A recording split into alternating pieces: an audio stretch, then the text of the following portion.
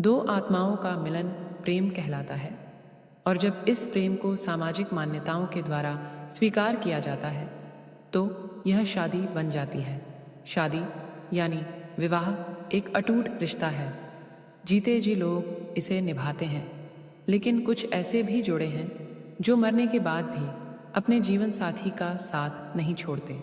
और ऐसी ही घटना से प्रेरित होकर एक हॉरर कहानी, डरावनी कहानी भूत की पत्नी घोस्ट वाइफ आपके लिए प्रस्तुत है। मुझे आशा है कि यह कहानी आपको ज़रूर पसंद आएगी। सुनीता बड़ी हो चुकी थी और अब उसके माता पिता को उसकी शादी की चिंता हो रही थी। हालांकि सुनीता बहुत अच्छी लड़की थी, जिसके लिए कई अच्छे लड़कों के रिश्ते आ रहे थे, जिनको लेकर सुनीता के परिवार में विचार विमर्श चलता रहता था। एक दिन सुनीता की मौसी एक अच्छे लड़के का रिश्ता लेकर आती है।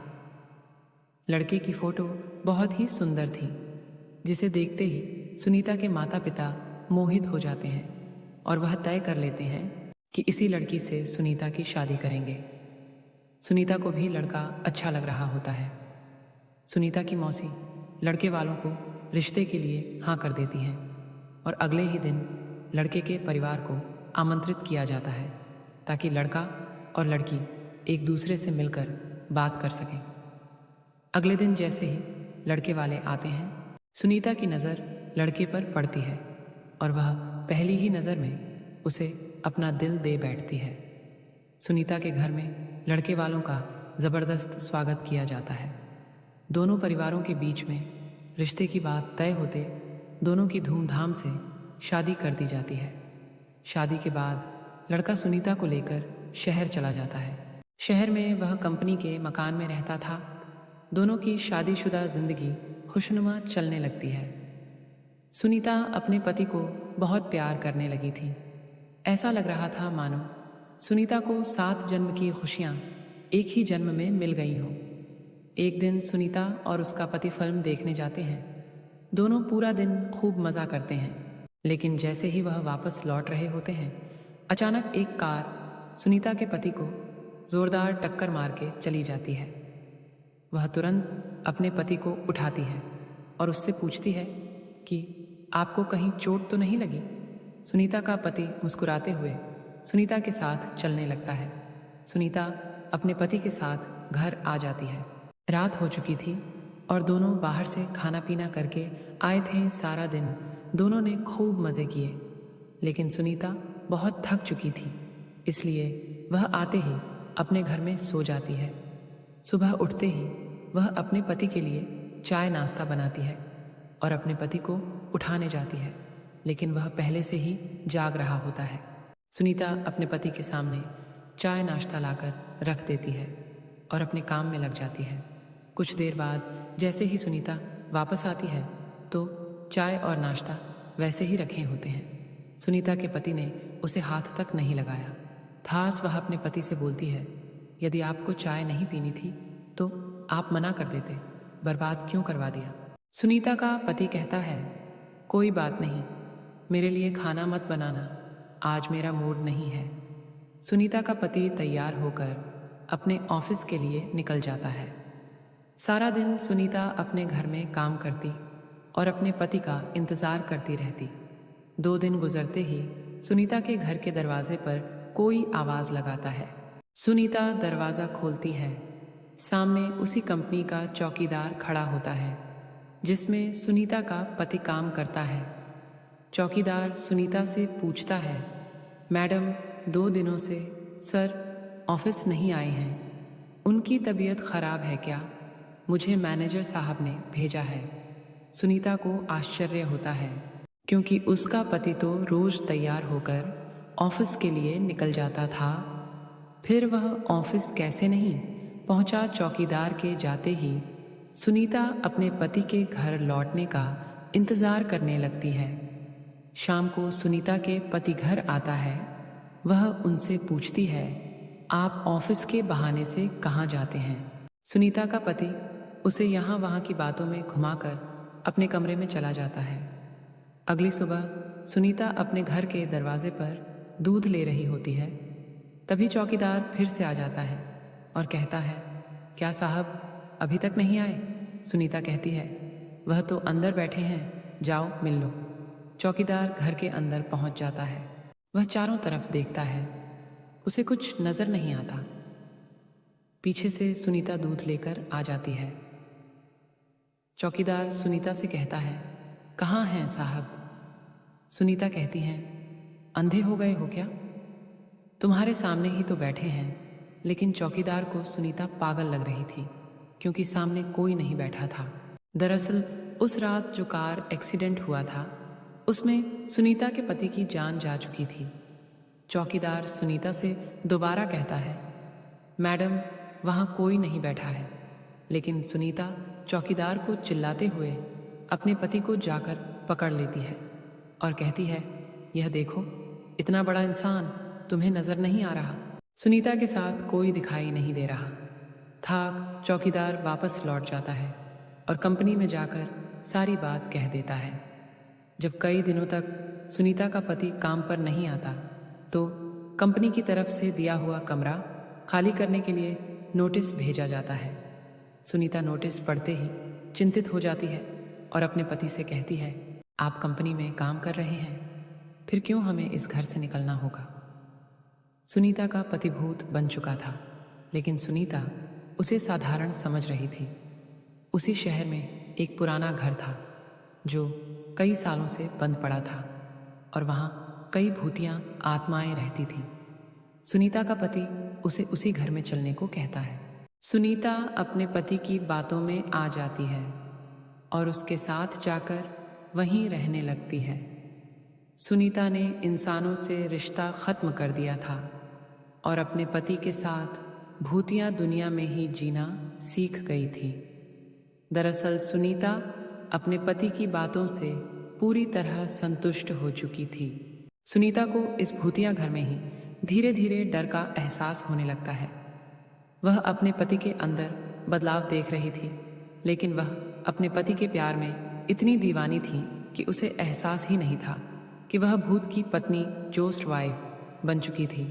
कुछ दिनों बाद सुनीता के सास ससुर शहर आते हैं। सुनीता अपने पति से कहती है, मम्मी पापा का फ़ोन आया था, वह 2 घंटे में स्टेशन पहुंच जाएंगे, उन्हें जाकर ले आओ। सुनीता का पति उससे बाहर जाने का बहाना कर देता है और उसी को स्टेशन जाने को कहता है। सुनीता अपने सास ससुर को स्टेशन से जाकर ले आती है। सास ससुर आते ही अपने बेटे यानी सुनीता के पति के बारे में पूछते हैं। सुनीता कहती है, वह अभी किसी काम से बाहर गए हैं, कुछ देर में आ जाएंगे। सुनीता अपने सास ससुर के आने से बहुत खुश थी। वह उनके खाने की सारी तैयारियां करने लग जाती है। लेकिन शाम होने के बाद भी जब सुनीता का पति घर नहीं आता तो सभी चिंतित हो जाते हैं। सुनीता के पति का फ़ोन घर में ही रखा रहता था, इसलिए वह उससे संपर्क नहीं कर पा रही थी। सुनीता के साथ उसके सास ससुर भी अपने बेटे से मिलने का इंतज़ार कर रहे थे। पूरी रात गुजर जाती है, लेकिन सुनीता का पति घर नहीं आता।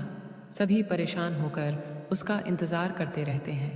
सुनीता के ससुर उससे पीने के लिए पानी मांगते हैं और जैसे ही सुनीता उनके लिए पानी लेने जाती है, उसे अचानक उल्टियाँ होने लगती हैं।